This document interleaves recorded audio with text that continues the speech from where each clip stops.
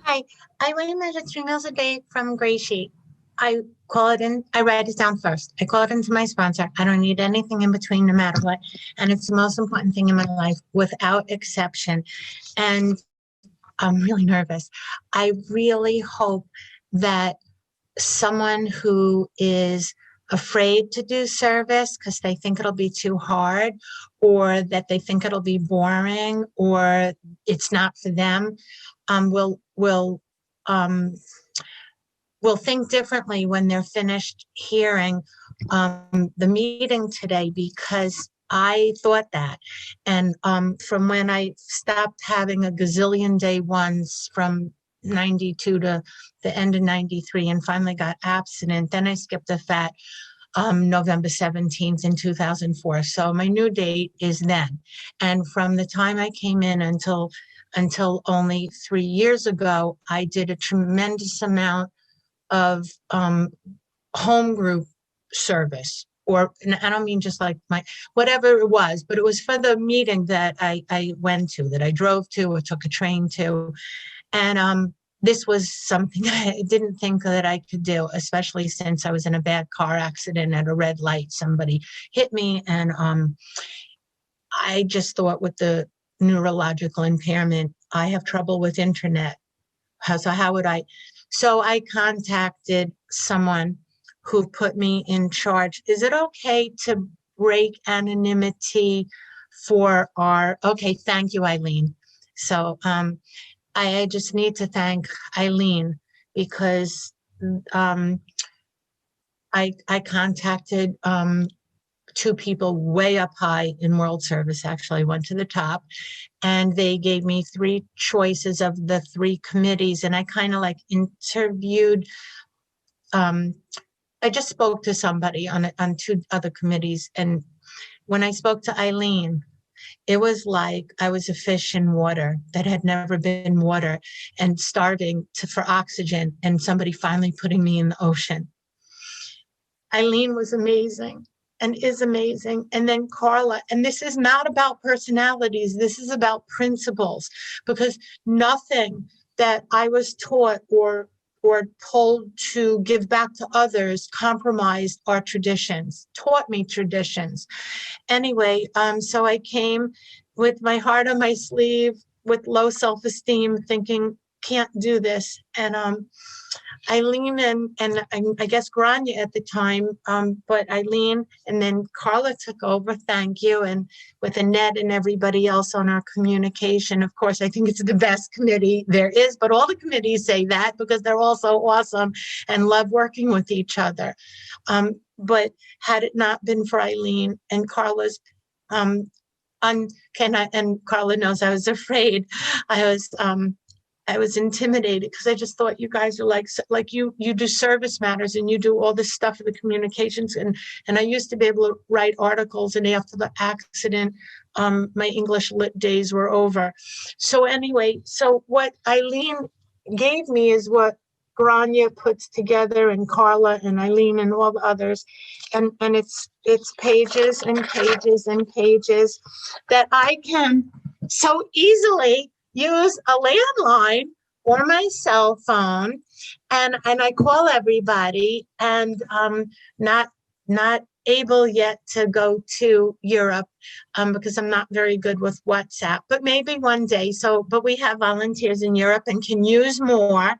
And so I don't have to be afraid of the internet. I don't have to have low self-esteem with feeling challenged. I mean, I can go to graduate school before the car accident. That was a walk in the park. But adding two and two is hard, until this committee made me feel welcome and wanted, and showed me that our primary purpose to stay abstinent and help the other compulsive eater stay abstinent, I can do with this and this and this. And if I don't hear back from somebody, I can even go into the 21st century and send an email. But I get a little anxiety with emailing and texting too. So I call everybody, and there's an abstinent date and where they live. And I call and I ask them, Is this the right phone number for you? And are you in fact a gray sheeter? And what I try to do is just put a positive spin on everything, like, oh, hi, Stephanie. How are you? This is Phyllis from the Communications Committee and World Service in Gray Sheet. What a privilege it is for me to speak to you today. Can I just have 2 minutes of your time? And so most people say yes, but then some are sicker than others. I've been hung up on, and I have been told, no, they don't want to be part of anything like this. And I guess they're not working their steps, or they're not abstinent, or they're abstinent and they're not working this. But it doesn't matter. I usually call Eileen crying.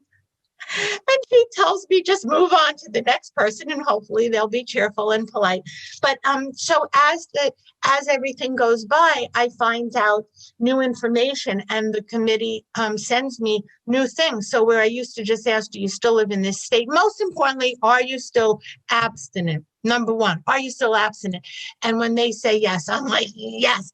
But when they say no, sometimes that becomes even way more important. They'll either offer on their own, no, I left Gray Sheet, thank you for doing this, but I gotta go. And I'll say, okay, well, I hope whatever you're doing is working, and God bless you. But if it's not, we're always gonna be here, and we hope that you'll remember that. And I always ask, may I keep your number? May I call you again? Maybe something will change in the future. But then I get these amazing calls that are like the best gifts in the universe. No, I'm not in Gray Sheet anymore. No, it didn't work for me. No, I didn't like the food. And I'll ask them, well, can I still have a few minutes to talk to you? And then there goes the lotto ticket. They'll say yes.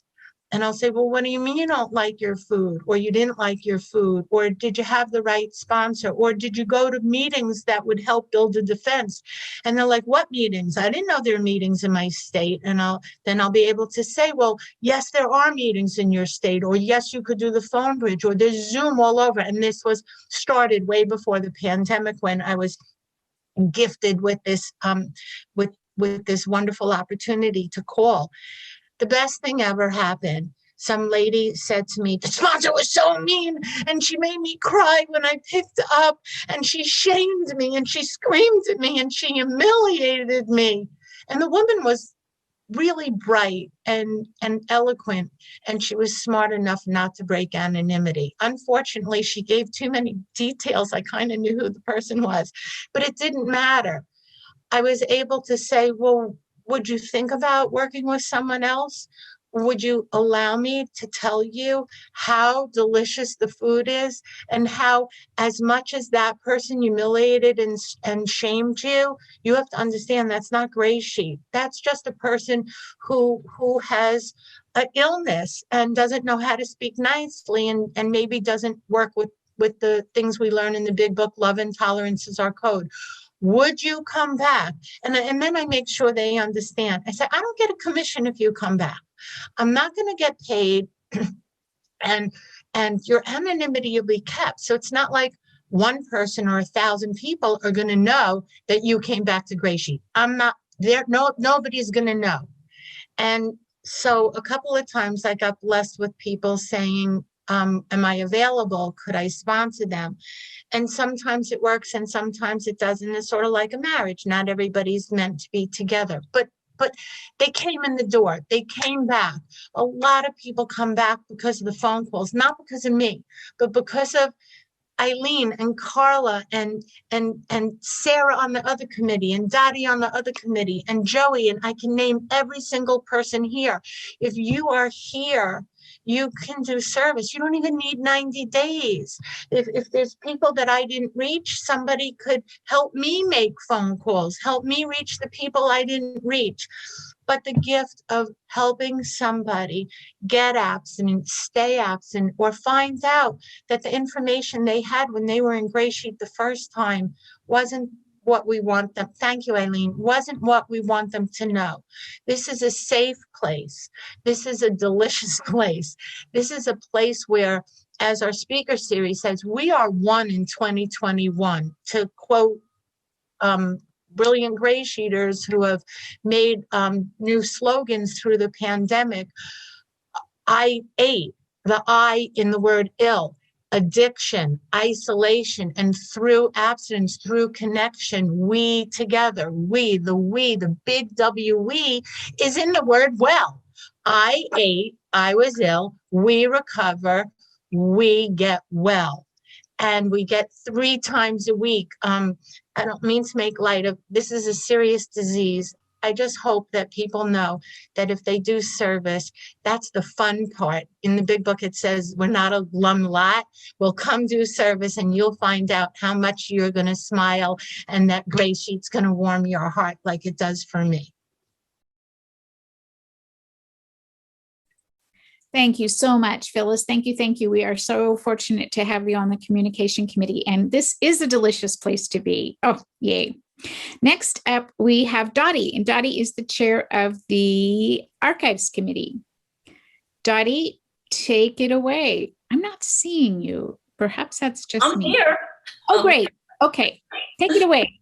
Oh, thank you. Hi, I'm Dottie, compulsive eater, and I weigh and measure 3 meals a day off the gray sheet, write it down, call it into my sponsor. I don't eat in between meals. And for today, abstinence, the most important thing in my life.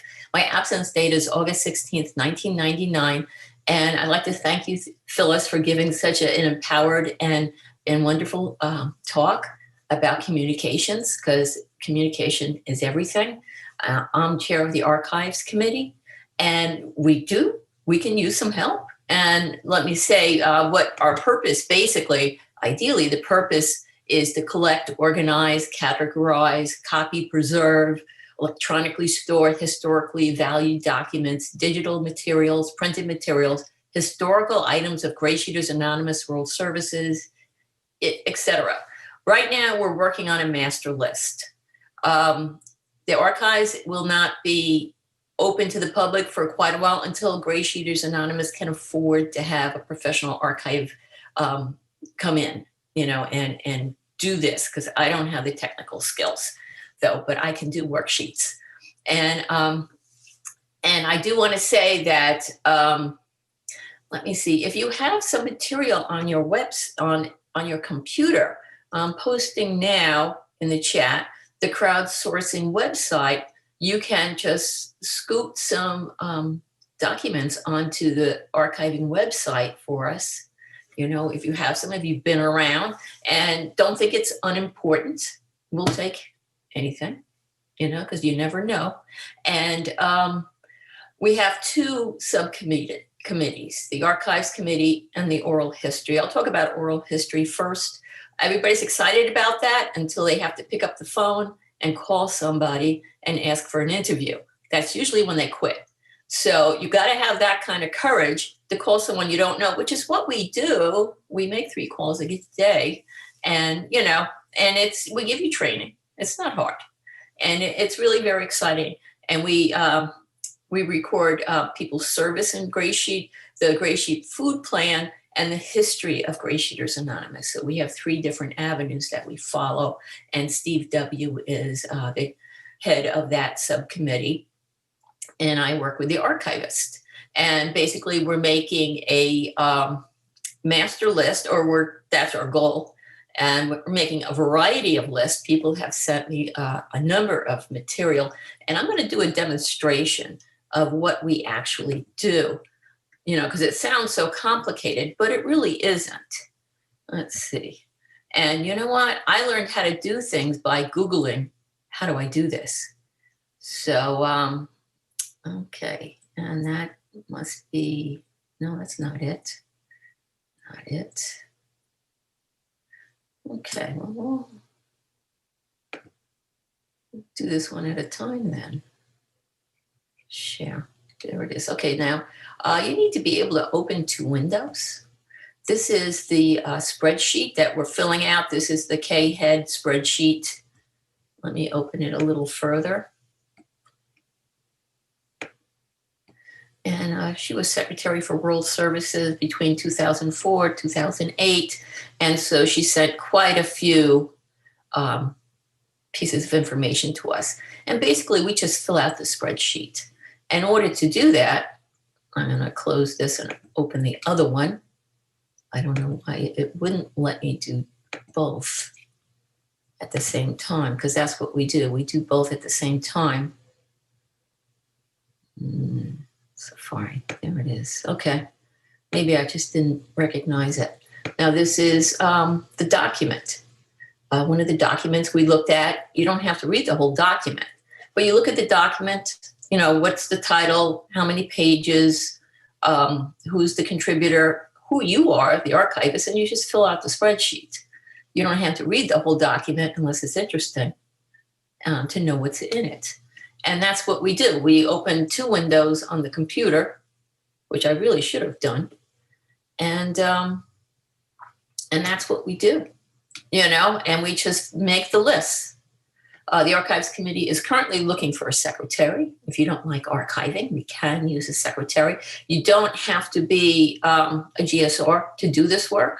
You can be a volunteer. You're not a voting member then, but you know, it's, I went into World Service. I became a GSR when I retired from teaching, and it gives structure to my life. It helps me connect, you know, and I'm doing something worthwhile and giving of myself to the program that gave me a life beyond my wildest dreams. And this is important work. You know, it's slow. The archiving is for somebody who likes to work on their own.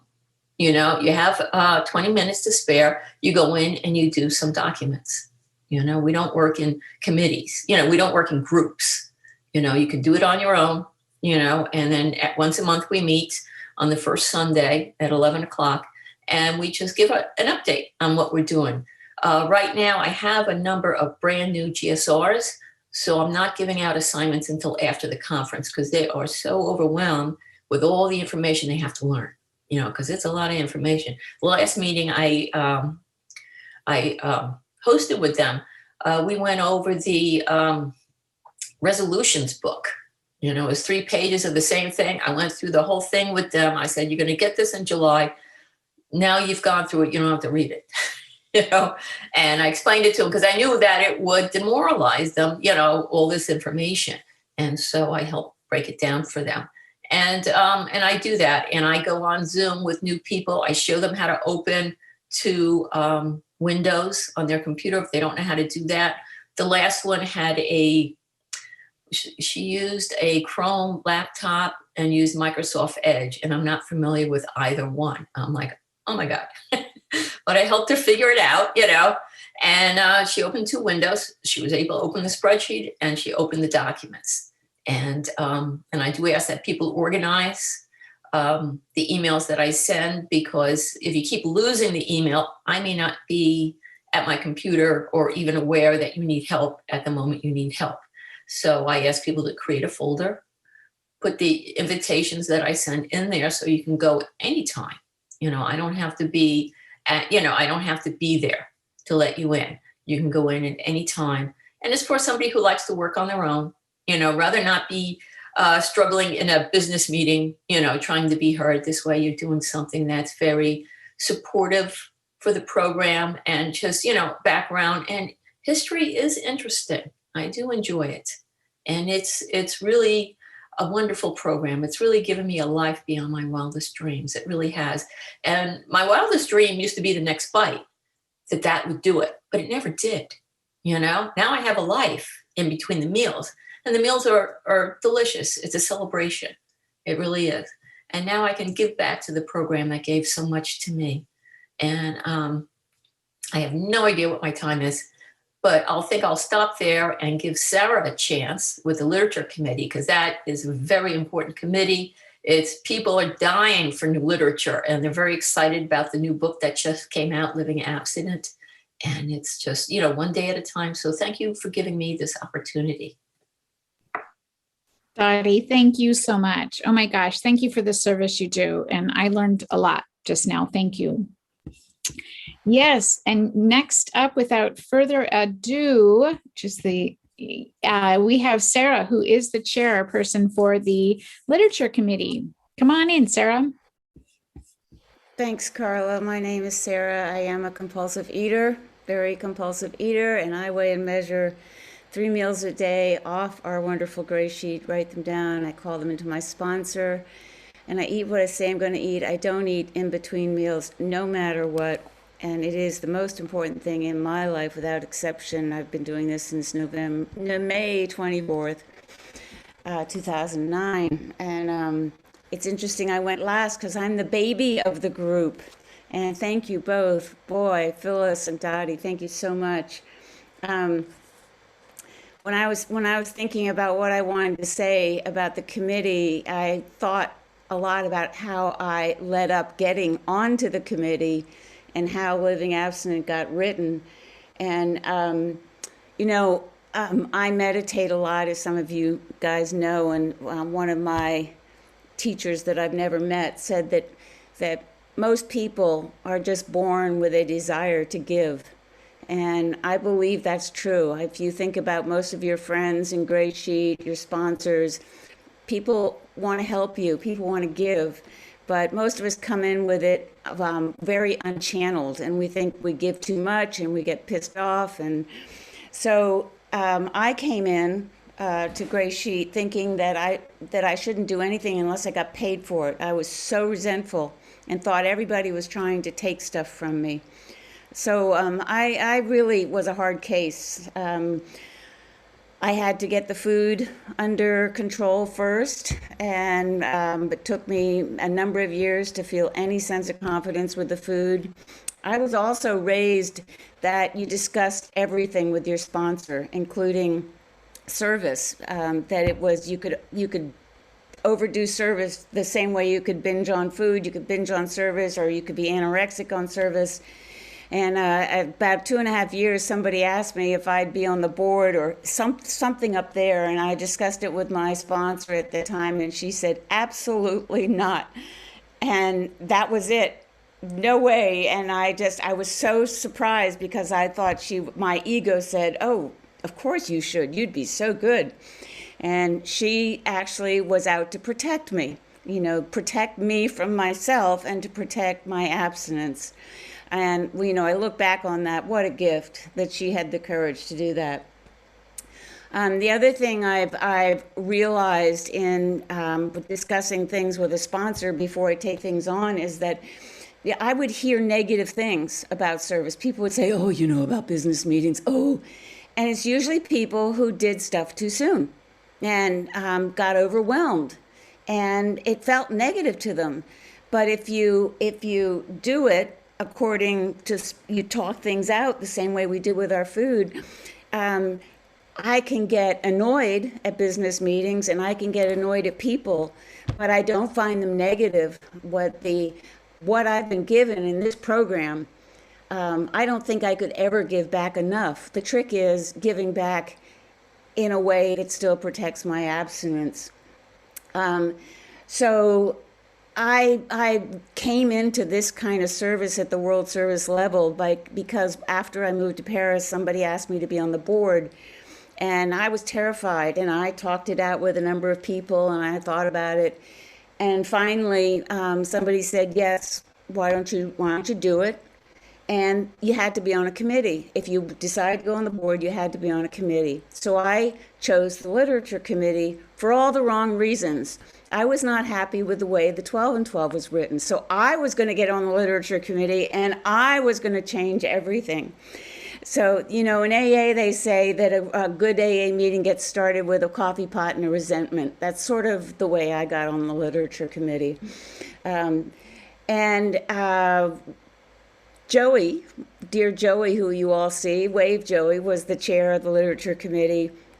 And the story of the Living Abstinent book kind of goes like this, and I'm going to tell it to you because any one of you can have an idea for something in literature, and it can happen the way Living Abstinent did. But I'm also in Alcoholics Anonymous. I was sitting in an Alcoholics Anonymous meeting in Paris called Living Sober, and we read the Living Sober book. And all of a sudden, it just hit me that GreySheeters Anonymous did not have anything that just was practical. We all use the AA Big Book as a textbook. I read the AA 12 and 12. But all the practical tips we get come through our sponsor. My sponsor sat down with me for an hour. I do that with my sponsees, but I don't think all sponsors do that. So a lot of people come in not really having a sense of what do you do when? So I thought, wow. So I just sort of started thinking about things, and I started writing things out, and I sent it to a few people, what I'd written out. I talked to my friend Andrew in the UK, and we presented some of it at the Newmarket retreat. And then I brought it to the literature committee after discussing it with Joey first. And I said, I've got this idea and I'd like to run it by the literature committee. And I have to say, I really thought they would sort of tell me go home and chortle up a good laugh. And everybody was really excited. And it took me 2 tries. I had one committee first that didn't work very hard on it. People didn't have time. But after the 2019 conference, everybody was so enthusiastic about carrying the message. And I got the most incredible literature. I inherited from Joey the most incredible literature committee, and 6 people, including myself, who wrote Living Abstinent and taking it from the notes. And what I didn't expect was something that was a big learning experience for me. We had to put it through a review of sending it to a committee that was made up of a couple of board members and asking them what they thought of it. And they sent back 6 pages of things they thought should be improved on. And I just went through the roof. Once more, my ego got right in there and said, wait a minute, this is perfect. What are you saying it has to be worked on? And I wanted to just take my little marbles and go somewhere else. And I had to, my little subcommittee walked me through that one, and we worked on it. We worked through every single thing, and if we didn't agree with that little committee, we said why, and we sent it back to them. And I thought, this time it's going to go through. Well, it didn't. They sent it back. We think this and this and this. And what I learned from that was, in something like GreySheeters Anonymous or any 12-step program, whatever gets put out and may last for a very long time, at least 90% of whoever reads it better resonate with it. So it couldn't just be what I thought or what my group thought. It had to be what would resonate with everybody. It had to be written in such a way that it stuck to the traditions, it stuck to the principles, and still had lots of options so that people could be human. And as Phyllis said beautifully, no one wants to be shamed. No one wants to feel embarrassed or feeling like they're not doing something right. So the 3rd time was a charm. We sent it back in February, and they said, we love it. We sent it to the publisher, and I think almost everybody on this probably has a copy of it at this point.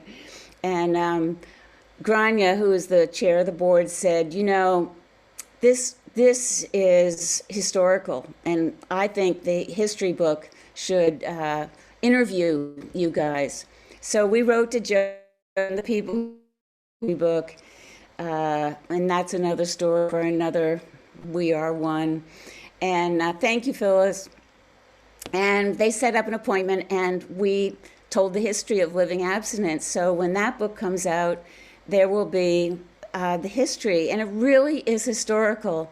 And since we're breaking, since she's on the meeting and her name's already been mentioned, my dear friend Eileen wrote me at one point and said, we all read AA literature, but none of us ever knew anybody who wrote anything. And it changes everything when you know who wrote it. You know the people, you can put faces to the people who wrote it, for which I was very grateful. If I didn't say thank you, Eileen, that was just a wonderful thing you said to me.